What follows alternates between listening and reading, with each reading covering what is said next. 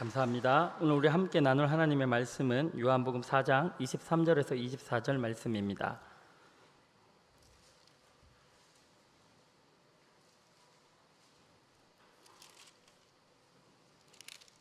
요한복음 4장 23절에서 24절 말씀, 우리 다 함께 하나님 말씀 봉독하겠습니다. 아버지께 참되게 예배하는 자들은 영과 진리로 예배할 때가 오나니 곧 이때라. 아버지께서는 자기에게 이렇게 예배하는 자를 찾으시느니라. 하나님은 영이시니 예배하는 자가 영과 진리로 예배할지니라. 아멘. 오늘은 예수님께서 만난 두 사람, 요한복음 3장의 니고데모와 요한복음 4장의 사마리아 여인을 통해서 예배란 무엇인가, 그리고 더 나아가서 우리는 어떻게 예배해야 하는가라는 주제를 가지고 하나님의 말씀 함께 나누도록 하겠습니다. 지난 성도님들 중에 오늘 본문이 지난주 설교 그 본문과 똑같지 않나라고 이렇게 생각하시는 분이 분명히 있을 것입니다.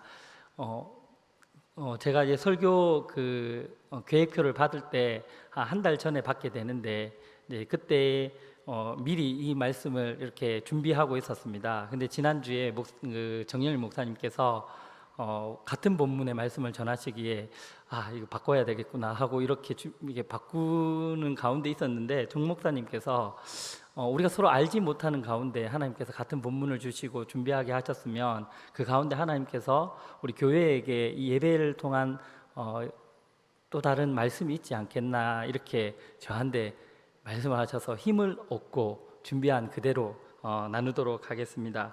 같은 본문을 나눈다는 것이 무척 저로서는 부담스럽지만 사람의 이야기가 아니라 하나님이 우리에게 주시는 말씀인 줄 알고 아멘으로 하답하기를 바랍니다. 오늘 본문 말씀은 너무나 유명한 말씀이라서 우리에게 아주 익숙한 그런 구절입니다. 우선 이 말씀이 어떤 맥락 속에서 우리에게 우리에게 나온 말씀인지 성경을 통해서 먼저 살펴보도록 하겠습니다. 이 말씀은 예수님이 사마리아 여인과의 만남 속에서 하신 말씀입니다. 요한복음 4장 3절 4절 말씀 우리 함께 보시겠습니다. 유대를 떠나사 다시 갈릴리로 가실새 사마리아를 통과하여야 하겠는지라.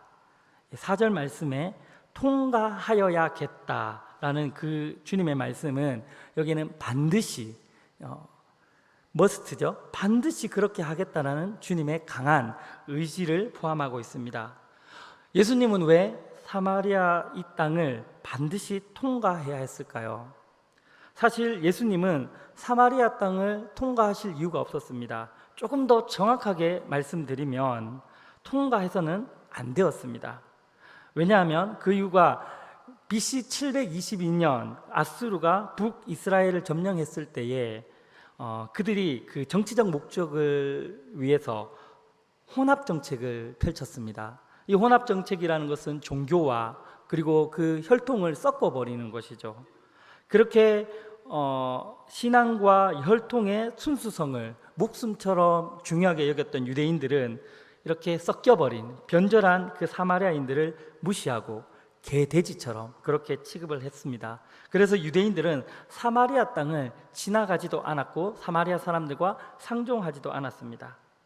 예수님은 그런 사마리아 땅을 일부러, 아니 반드시 통과하셔야겠다고 하시는 것입니다.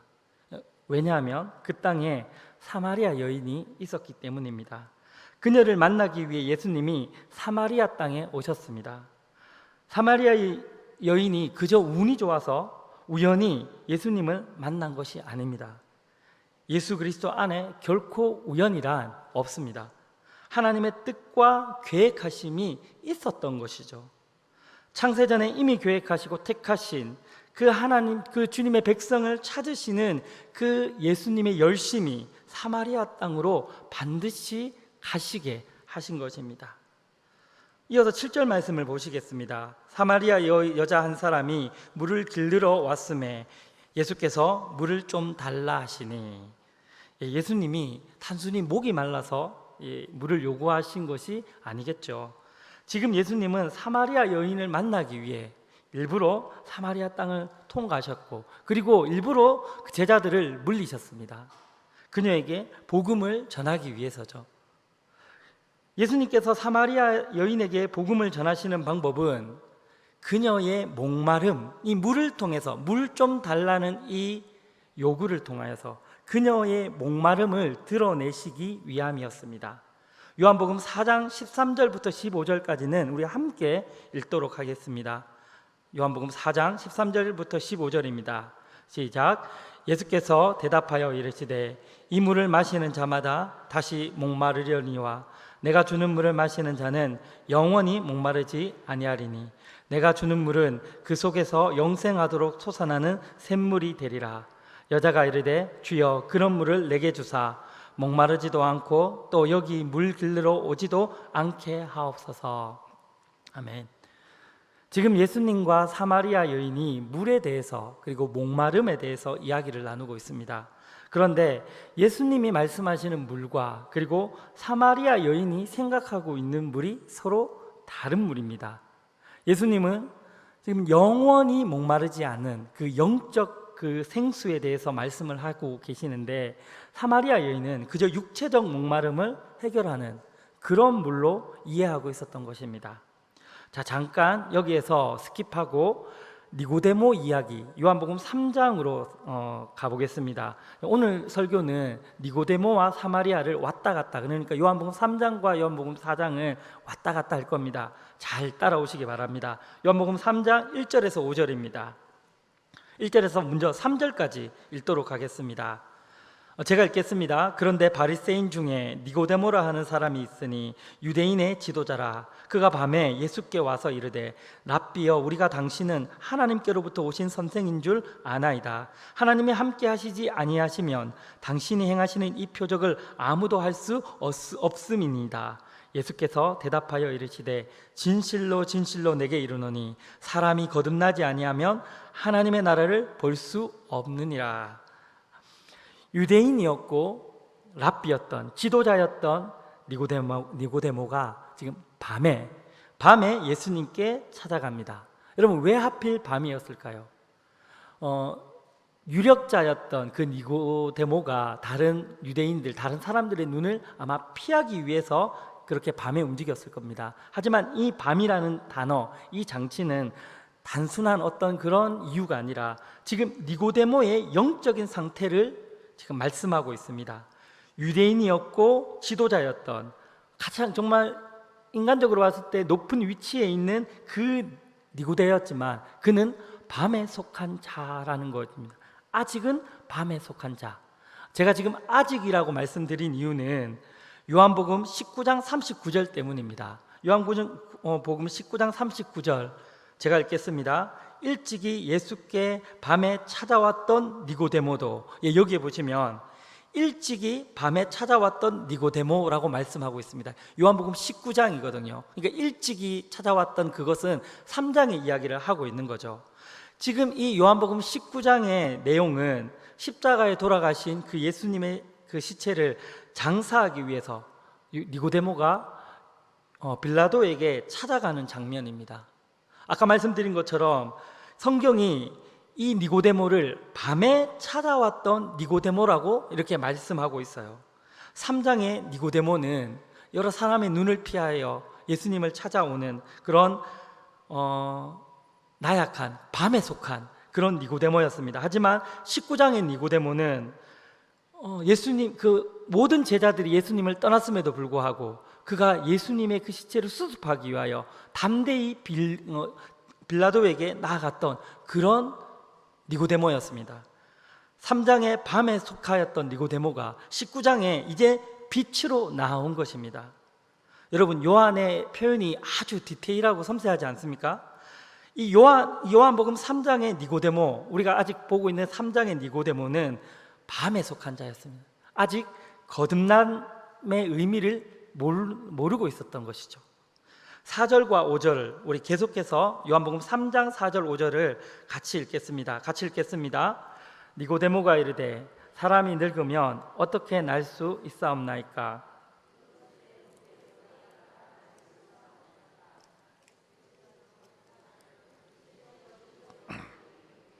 사람이 물과 성령으로 나지 아니하면 하나님의 나라에 들어갈 수 없느니라. 아멘.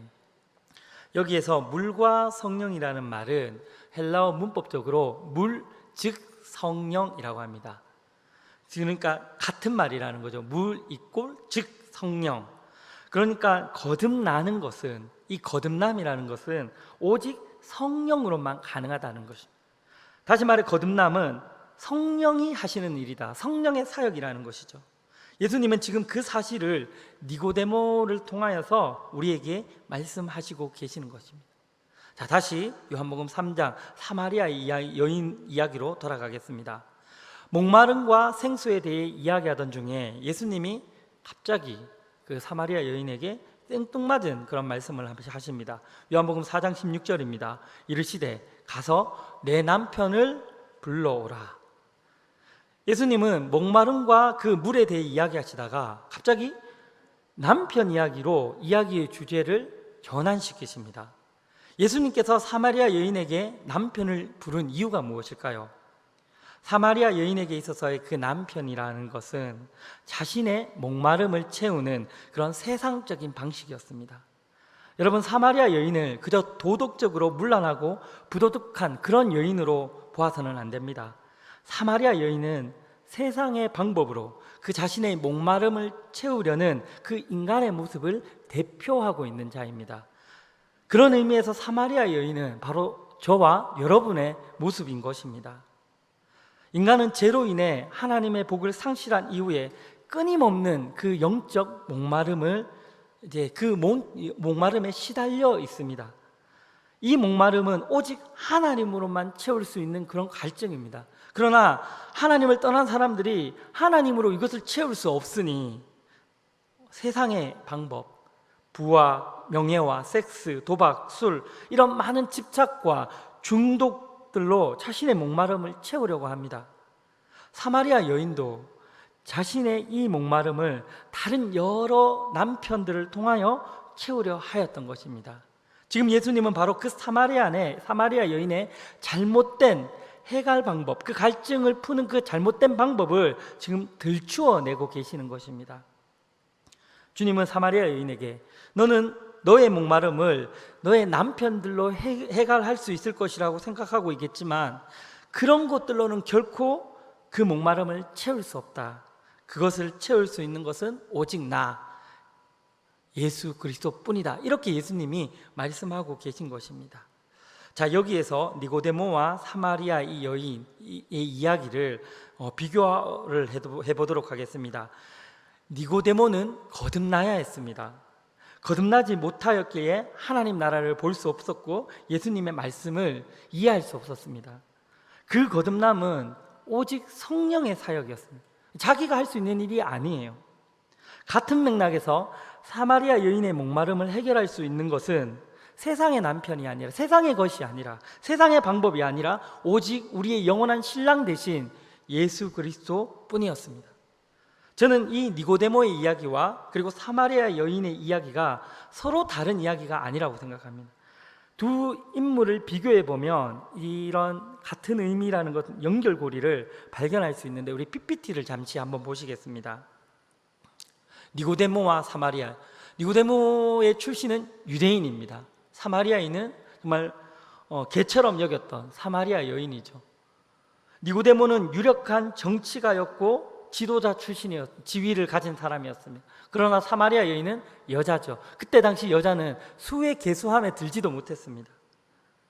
니고데모는 도덕적으로 높은 그런 위치에 있었으나 사마리아 여인은 여러 명의 남편이 있은 만큼 그런 것만 보더라도 도덕성이 형편없었습니다. 니고데모라는 이름이 이렇게 나타나잖아요. 그러나 사마리아 여인은 이름도 없어. 니고데모는 자기의 평판을 보호하기 위해서 밤중에 그렇게 찾아갈 정도였지만 사마리아 여인은 그것을 지킬 평판조차 없었습니다. 니고데모는 유력한 자리에 있는, 높은 위치에 있는 사람들을 대표합니다. 하지만 그들이 아무리 명망이 높고 존경받는 위치에 있다고 하더라도 예수님이 말씀하시는 그 거듭남의 의미를 스스로는 결코 깨달을 수 없습니다. 반대로 사마리아 여인은 밑바닥 인생, 보잘것없는 그런 인생을 대표합니다. 그녀 역시 예수님이 말씀하시는 그 생수의 의미를 결코 스스로 깨닫지 못했습니다.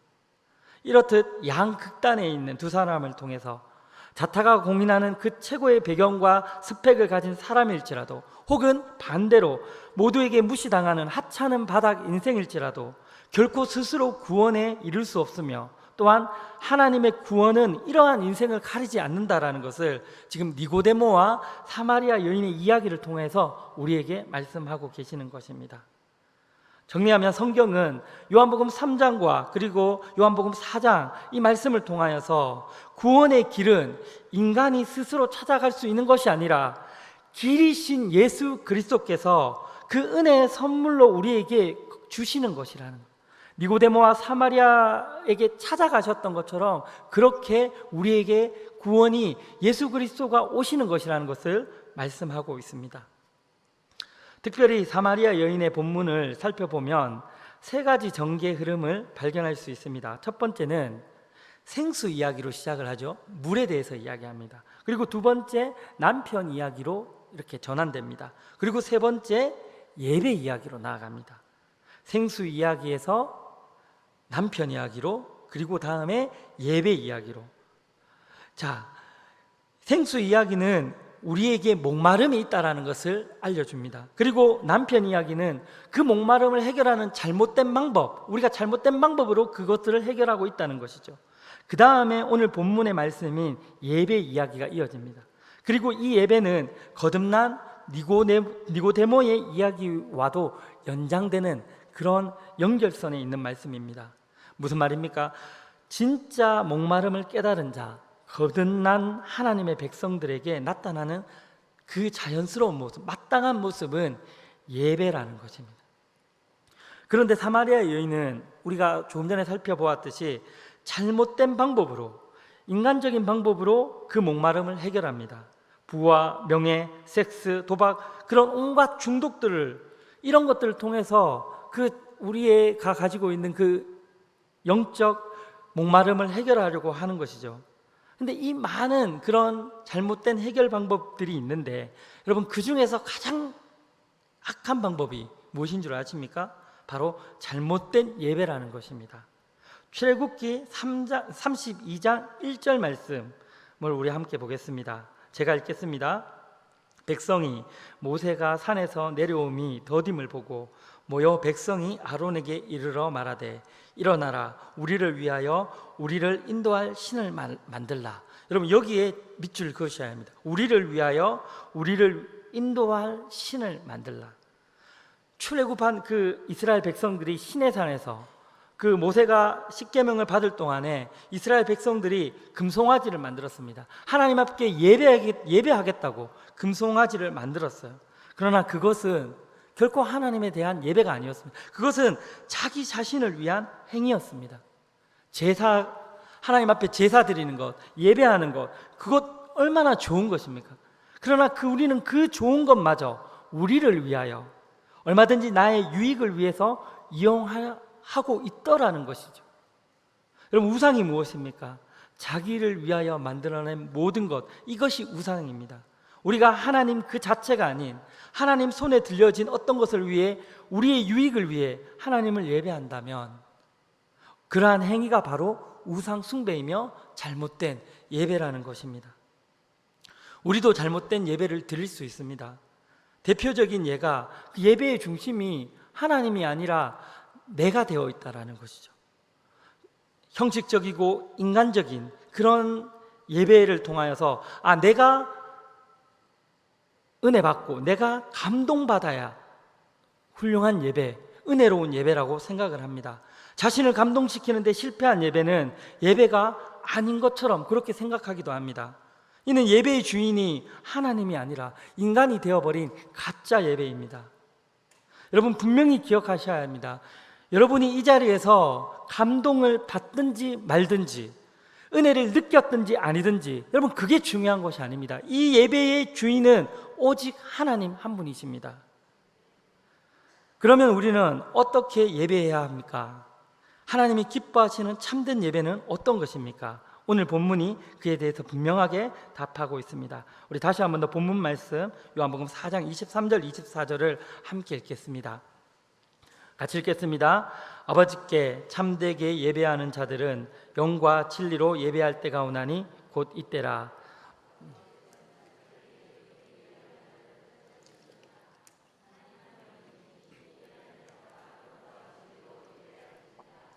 아멘.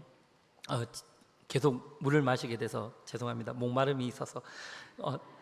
오늘 그 3부 예배에 찬양 예배가 있었는데 제가 너무 뜨겁게 찬양하고 기도하다가 목이 조금 쉬었습니다. 양해를 부탁드립니다. 예배는 영어로 worship이라고 합니다. worth라는 가치라는 그 명사와 ship이라는 전미사의 합성어입니다. 예배란 내가 가장 가치 있다고 생각하는 것을 그의 삶의 중심에 올려놓는 것을 말합니다. 그러면 우리의 예배는 어떠해야 합니까? 여전히 내 자신이 삶의 중심에 올려져 있는 그 모습 속에서 나를 끌어내리고 하나님이 내 삶의 주인 되심을 인정하고 그분의 말씀에 온전히 순종하겠노라고 나선 자들의 모든 행위, 그것이 바로 예배인 것입니다. 이것은 공예배에 한정되지 않습니다. 우리 직장과 가정, 학교와 생활의 모든 영역 속에서 하나님이 내 삶의 주인 되심을 선포하며 그렇게 살아가는 것, 그것이 예배입니다. 이러한 참된 예배는 영과 진리로만 드릴 수 있다고 본문 말씀이 말씀하고 있습니다. 23절에 보면 영과 진리라고 번역이 되어 있는데 우리 예전 그 개역 한글에서는 신령과 진정으로라고 번역하였습니다. 그래서 많은 사람들이 이 예배를 하나님께 신령하게 그리고 진심 어린 마음으로 정성껏 그렇게 예배해야 한다, 이렇게 많이 오해를 했습니다. 물론 우리가 예배의 대상이신 그 하나님을 그러한 태도를 가지고 예배해야 함은 너무나 당연한 일이겠지만, 그러나 이 구절은 단순히 그런 우리의 예배의 자세나 예배의 태도에 관한 그런 말씀을 하고 있는 것이 아닙니다. 하도 많이 이렇게 오해하다 보니까 이번 개역 개정에서 이 번역을 바꾸면서는 영과 진리 이 단어로 바꾸어 번역을 했습니다. 저는 좋은 번역이라고 생각을 합니다. 영은 원어로 성령, 푸뉴마를 가르치죠. 그런데 진리로 예배한다고 했을 때 이 진리가 무엇인지 확 와닿지는 않아요. 이 단어 진리, 알레테이아라고 하는데 조금 더 원어에 가까운 단어, 이게 그 의미는 실체와 본질이라는 뜻으로 바꿀 수 있습니다. 자, 그러니까 영과 진리로 예배 드린다는 것은 성령과 실체로 본질로 예배하라는 뜻입니다. 보다 자세한 이해를 위해서 우리 구약의 제사를 한번 생각해 보도록 하겠습니다. 구약의 제사에는 제단과 제물과 제사장이 필요합니다. 제사장이 점도 없고 흠도 없는 제물을 제단 앞에 가지고 오고, 그러면 제사장은 속죄를 원하는 그 죄인과 그 제물의 양손을 얹고 죄인의 죄를 제물에게 전가시키는 그런 의식을 하게 되죠. 그리고 제물이 죽습니다. 그 제물의 제단 속에 뿌려진 피, 그 속죄의 피를 통하여서 죄가 속죄되는 것이죠.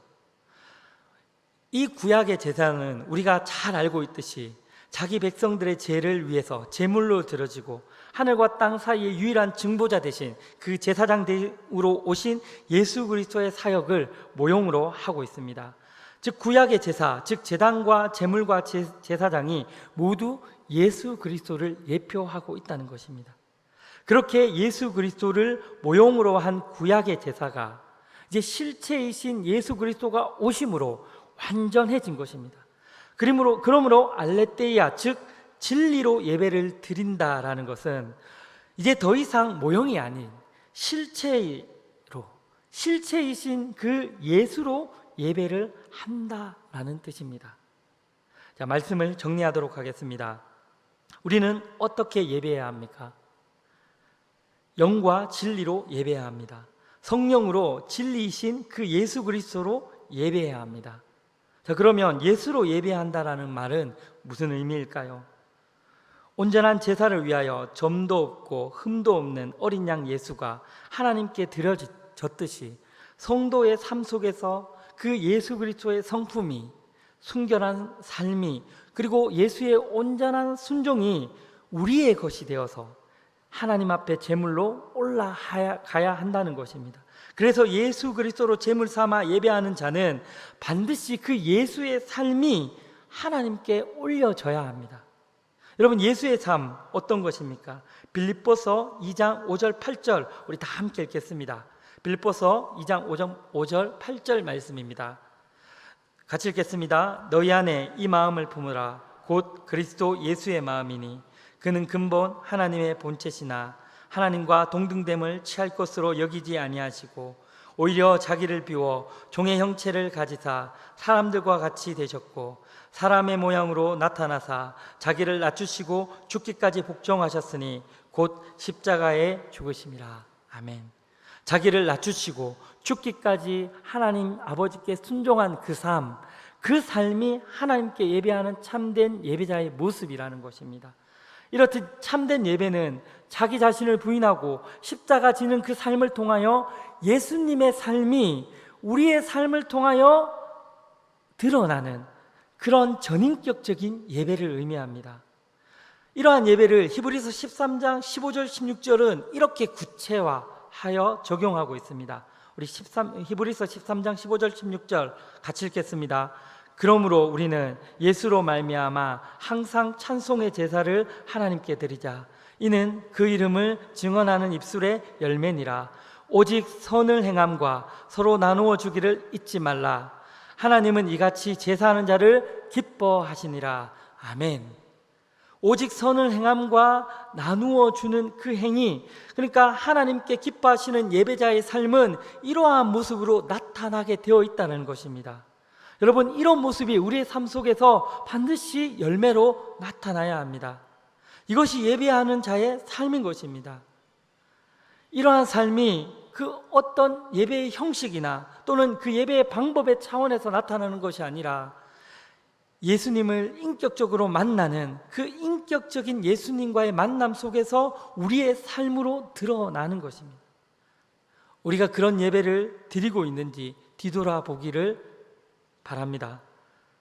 그리고 우리 삶이 예수님의 삶을 드러내고 나타내고 있는지 살펴보기를 바랍니다. 우리 그런 예배를 드리는 저와 여러분 되시기를 주님의 이름으로 축복합니다. 기도하겠습니다.